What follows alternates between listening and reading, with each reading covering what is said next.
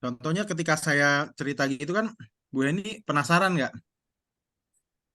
Iya, si ibu itu Ya, baru bayar tuh. jadi kita satu-satu kita jelasin ya ke customer. Tapi memang benar-benar customer itu tahu bahwa kita itu bukan tukang obat gitu. Kalau tukang obat kan kita ngomong A, dijelasin semua, semua dijelasin sama dia. Akhirnya kita udah muak, udahlah kita tinggalin. Tapi kalau kita jual barang berkelas ya, premium, kita akan fokus di concern dia. Kita kasih jawaban dari concern. Ini contoh ya, saya selesain dulu cerita rumah tadi ya. Jadi ibu itu, singkat cerita, ibu itu bayar 700 juta cash ya. Sisanya dicicil bank dengan jumlah yang cukup besar tiap bulan. Nah, 2 hari kemudian, 3 hari kemudian dimasukkan sampai selesai 1, sekian M. Dan itu benar-benar saya di situ takjub, memang luar biasa rahasia Allah. Ketika saya nggak ngelihat apa namanya, nggak ngelihat penampilan orang, nggak ngelihat, saya benar-benar nol ikhlas melayani orang. Ini berlaku sama semua jasa yang kita jual. Ya, ketika kita ikhlas ya, kita bekerja dengan ikhlas. Contohnya istri saya deh. Istri saya itu praktek ya. Dia nggak ngarepin duit, tapi dia dapat luar biasa dari pasiennya gitu ya. Gitu. Itu benar-benar mungkin ya 1001 yang dokter nggak naripin tarif ya. Tapi dia dapat lebih banyak daripada pasiennya gitu ya. Itu pasien susah dia nggak usah bayar segala macam. Nah, itu yang beli rumah saya itu akhirnya melunasi dalam jangka waktu tertentu, di banknya juga cuma 3 tahun kalau nggak salah, itu sisanya. Jadi, nah, saya nggak tahu itu rahasia Allah ya. Setelah beberapa tahun baru terungkap. Tahu nggak itu ibu itu siapa? Jadi gini, saya tuh penasaran ya, memang penasaran, cuman ya udahlah, saya bilang emang ini rezeki dari Allah gitu kan. Cuman Allah bukan rezekinya dari apa namanya tukang roti ini yang beli rumah saya gitu. Saya masih ya gitulah, masih ya walaupun memang saya yakin sama Allah ya. Saya cuman maksudnya secara manusiawi itu saya masih bertanya-tanya gitu ya. Akhirnya saya datang lagi ke Bekasi gitu ya beberapa tahun kemudian, dan saya sangat tercengang ya. Rumah saya yang udah cukup bagus menurut saya, minimalis lah ya, 2 lantai segala macam. Itu dibongkar. Itu dibongkar, Bu. Mungkin rumah saya tuh kayak Al-Quds gitulah. Itu dibongkar total ya, dijadiin istana. Ini saya lebih takjub, lebih saya bilang, waduh, rumah saya kemana? Kok jadi istana begini? Itu dibikin kayak istananya, kayak mana ya? Kalau di Surabaya tuh kayak Darmo lah. Rumahnya besar banget. Jadi rumah saya itu cuma minimalis ya, lumayan lah, 2 lantai, bagus lah, lumayan bagus menurut saya. Dan itu saya renovasi cukup mahal gitu ya, waktu itu ratusan juta juga renovasi. Tapi itu dibongkar total sama dia, dibangun dari nol. Ya, dibikin tiang-tiang yang tinggi banget. Akhirnya saya bilang, wah ini saya nggak makin nggak masuk akal saya nih, ini kenapa jadi rumah mewah begini, mewah banget, super mewah di tengah komplek yang menurut saya ya, ya biasa lah, medium lah menurut saya. Tapi akhirnya saya penasaran dong, saya tanya tetangganya, Bu, ini sebenarnya ibu ini kerjanya apa sih gitu ya, jangan-jangan nih bohongin saya gitu kan. Dia bilang, oh ibunya itu jualan roti. Hah? Saya bilang, bagaimana cara jualan rotinya? Ya di mana Bu jualan rotinya? Dia bilang, itu yang punya Holland Bakery.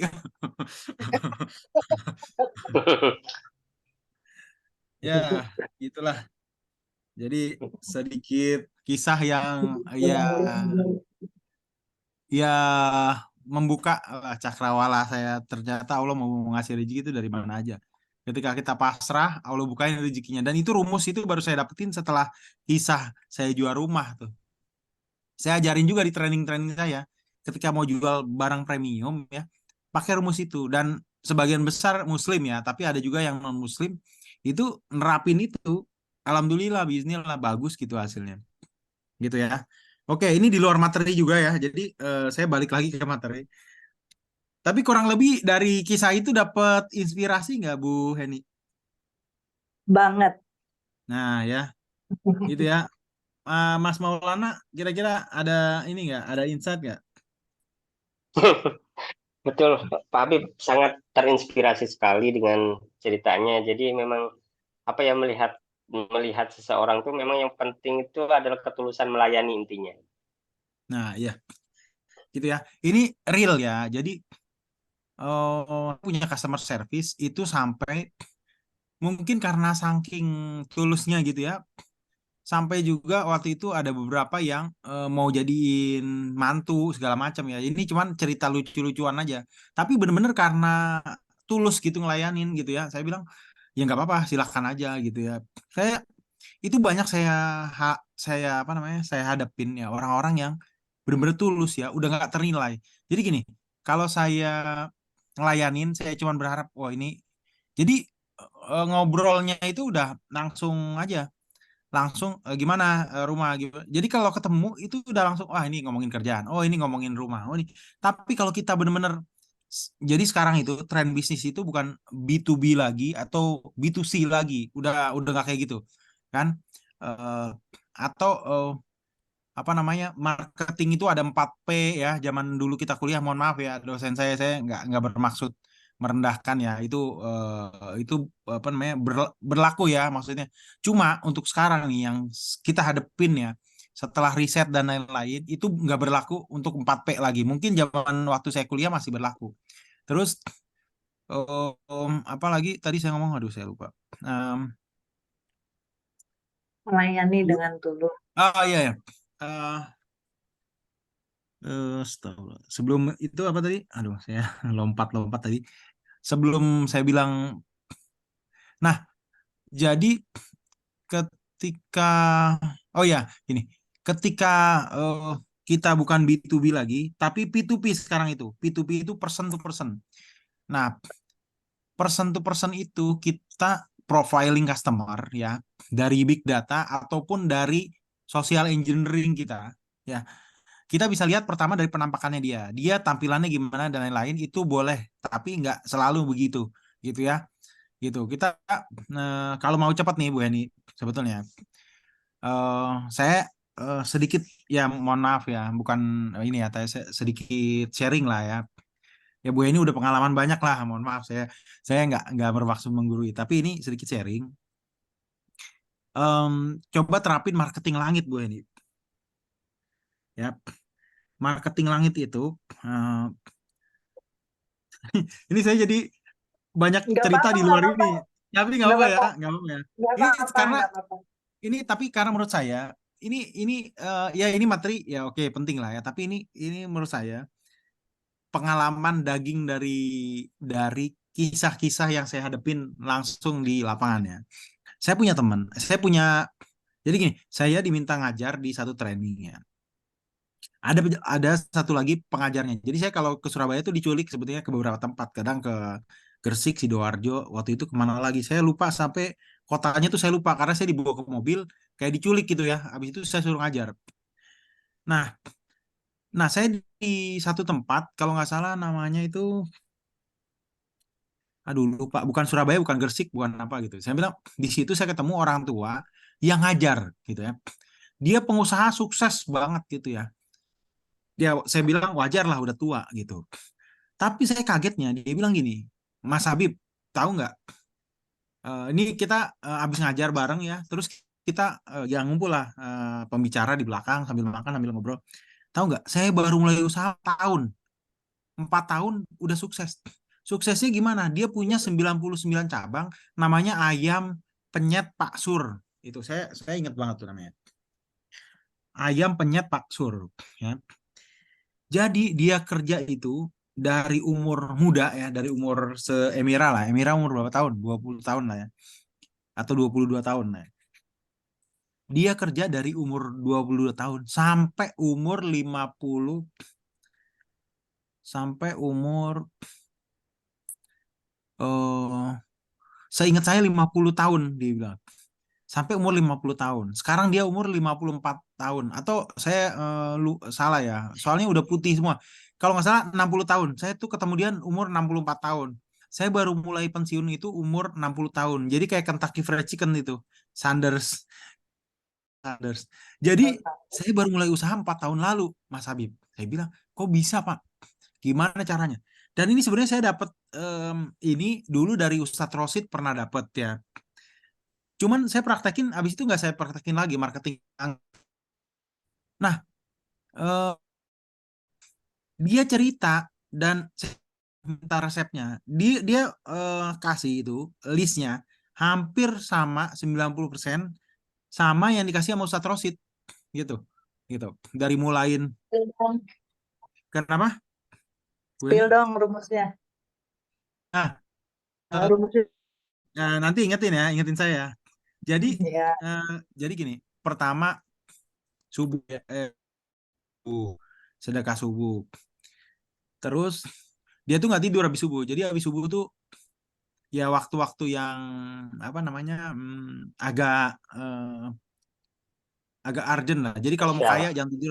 jangan tidur habis subuh sampai suruk gitu. Udah suruk kalau mau istirahat baru istirahat. Terus apa namanya duha ya duha minimal 4 tapi dia 8 pokoknya 8 duha tahajud tahajud tetap tahajud 8 gitu ya. Tahajud tuh kan sholat malam mau sholatnya hajat mau sholat apa segala. Pokoknya terus witir witir 1 rakaat. Ya pokoknya apa witir 1 rakaat 11 lah pokoknya mau 10 mau 8 mau mau sorry mau 8 mau 10 terserah mau sholat sunahnya. Nanti witir 1 rakaat tutup. Habis itu eh, apa namanya sholat rawatib rawatib tuh jangan tinggal nggak boleh tinggal sholat rawatib.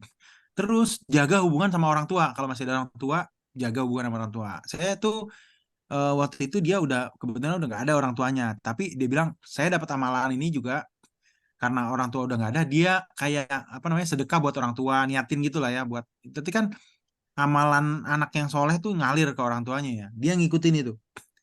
Terus ini kalau bu bu apa namanya Bu Heni mau nerapin boleh ya itu bagus nih. Abis Isya itu eh, baca sholawat ya baca sholawat abis Isya kalau kuat 400 kalau kuat ya. Nah, terus ada lagi sebelum subuh itu baca ini eh, Subhanallah wa bihamdi subhanallahil adzim astagfirullah. Itu 100 kalau bisa habis azan sampai komat gitu ya. Itu dia benar-benar ngajarin tuh udah teknis banget. Ya udah. Intinya itulah pokoknya satu apa namanya ibadah rawatib ya yang nempel sama sholat dijaga. Jadi yang sunah-sunah dijaga sama itu Senin Kemis. Dah, udah itu. Kalau nggak salah itu. Yang paling pentingnya itu ya. Yang lain-lain itu ngikut. Tapi dia itu juga unik tuh Pak Sur itu. Dia udah nerapin, pokoknya katanya nerapin 40 hari gitu ya. Nanti kamu bakal ketemu gitu. Nah, ini si Pak Sur udah 40 hari dia nggak ngerasain apa-apa. Ini juga lucu. Habis itu 50 hari gitu ya. 50 hari dia nggak ngerasain apapun gitu ya. Akhirnya dibilang, dia ketemu sama Ustadznya. Ustadz, ini saya udah 50 hari.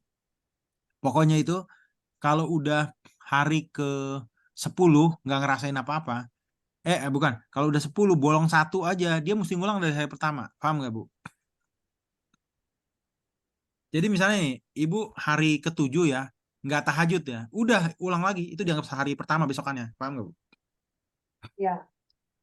Nah, jadi sampai 40 hari. Itu juga Habib diajarin sama Ustadz itu. Karena ya nggak konsisten ya. Waktu pertama, apa namanya, begitu ngelihat Pak Sur ini semangat bilang, Pak saya udah 50 hari saya ngadu sama Ustadz kok nggak ada perubahan apa-apa dalam hidup saya. Terus kata Ustadznya lanjutin sampai 70 hari Pak saya bilang. Terus dia balik lagi Ustadznya, Ustadz ya udah deh kalau gitu saya nggak ada perubahan apa-apa nih. Kata Ustadznya gini, pas 50 hari kata Ustadznya gini, ya udah kamu kalau berbuatnya karena kamu pengen kaya kamu bakal dapat di dunia aja. Tapi kalau kamu berbuatnya karena Allah ya itu kamu bukan cuma di dunia tapi di akhirat juga dia tuh dari situ langsung wah bener, selama ini saya tuh ibadah cuman pengen kaya doang gitu kata dia. Akhirnya dia benar-benar pasrah, terserah mau kaya mau enggak.